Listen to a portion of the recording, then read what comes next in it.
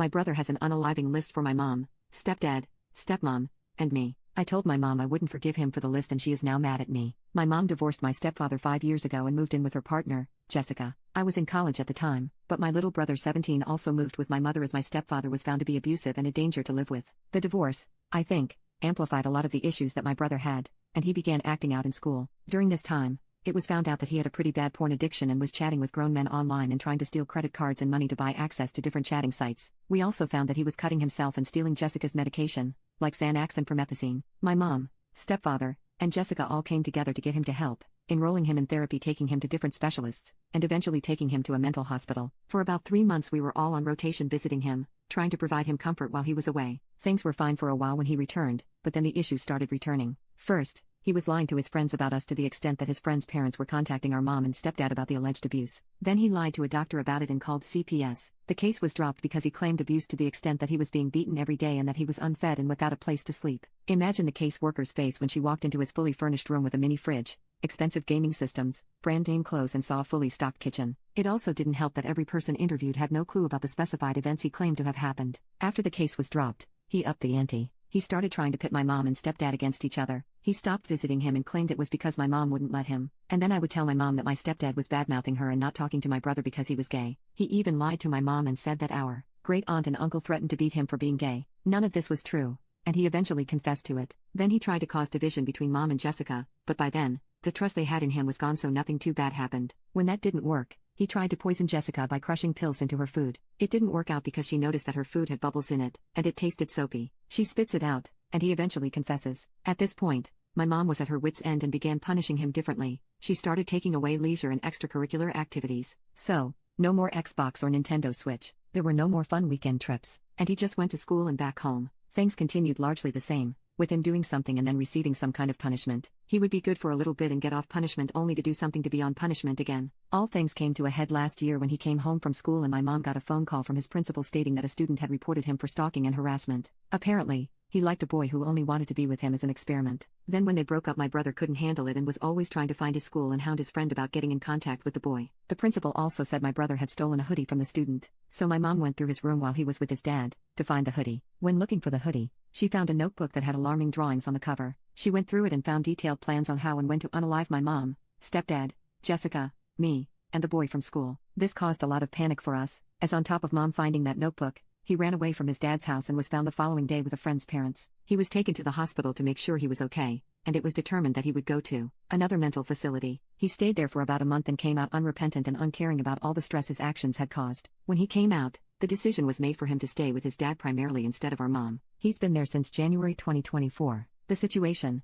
since he's been with his dad, my mom has begun doing everything she can to make him like her again. She vacillates between buying his love and always visiting him when she's off of work. Unfortunately, he seems to want nothing to do with mom, Jessica, and me. Christmas was a few days ago, and mom offered for him to visit for Christmas, and that turned into him visiting from 8 a.m. to 8 p.m. Christmas Day, which for me was a lot. My mom and Jessica seemed to enjoy having him around, but I couldn't help but feel anxious. Our dog was cautious around him and stayed by me the entire day. I felt on edge since the attempted poisoning incident with Jessica, and finding his list has only made me feel worse. At 17, he looks like a linebacker, and my mother just invited him to a house full of women who cannot defend themselves. He always has this look in his eye when he looks at me or mom and Jessica, but they don't seem to see it. When we talked about his visit, I just asked not to be left alone with him, and everyone agreed to it. Then, when he arrives, my mom and Jessica immediately start going upstairs for long periods, leaving me to cook downstairs with him in the living room. He was largely silent but kept smirking at me the entire time and eventually began to sit at the kitchen island, just watching me. We ate dinner, and he largely kept silent, just staring at me or glancing at Jessica. Then he just abruptly says, "I'm pansexual now,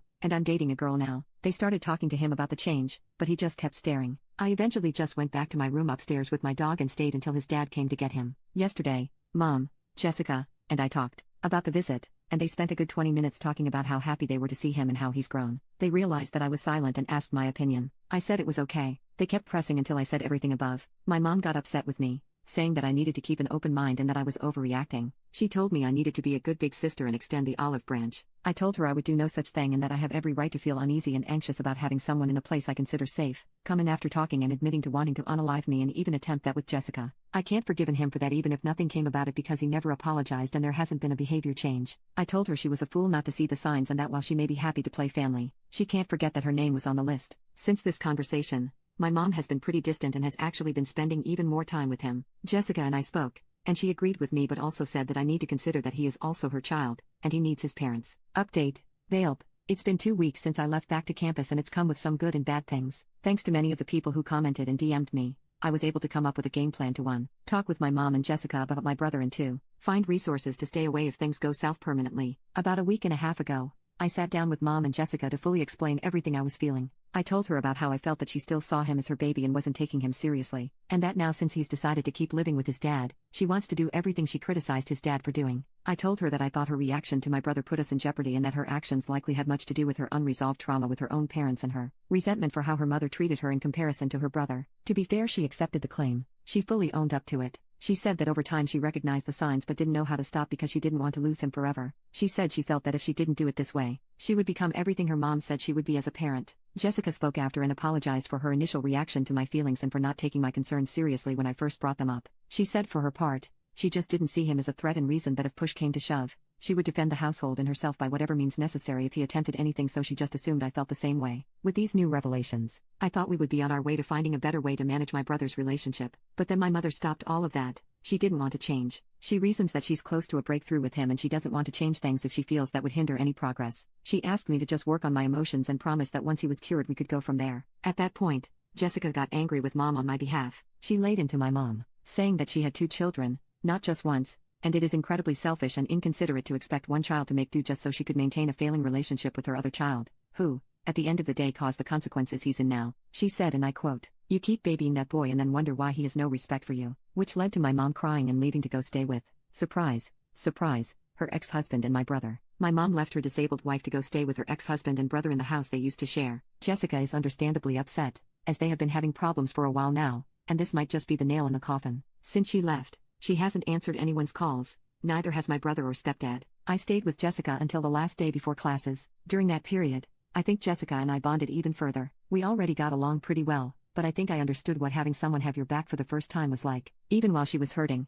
she kept checking in with me to ensure I was handling everything okay and that I had everything prepared for the semester. I made sure to spend as much time as possible since she doesn't have a lot of family around. We've even been playing on repeat a certain rapper playing at the Super Bowl this year. Before I left, she gave me some paperwork. She said that this was supposed to be a graduation present for me, but in light of recent events, she didn't know what would happen and asked to adopt me. I can't begin to explain the emotions that came over me. My own father didn't want me and my stepdad said I'd change my name when I get married anyway. What's the point? So the fact that this woman, even with all the poop that has happened over the last few years, she chose me. Needless to say, I said yes and we both bawled like babies and watched The Wiz back to back. Since I've been on campus, my mom has only sent one message saying she needs time and space. I didn't respond, just muted her notification. While on campus, I found some organizations that work within my career field that also offer internships that come with stipends and full-time work contracts upon successful completion of the program. My case looks like it will be wrapping up soon, letting me start working again so I can build back up my savings. Other than that, I guess I'm good.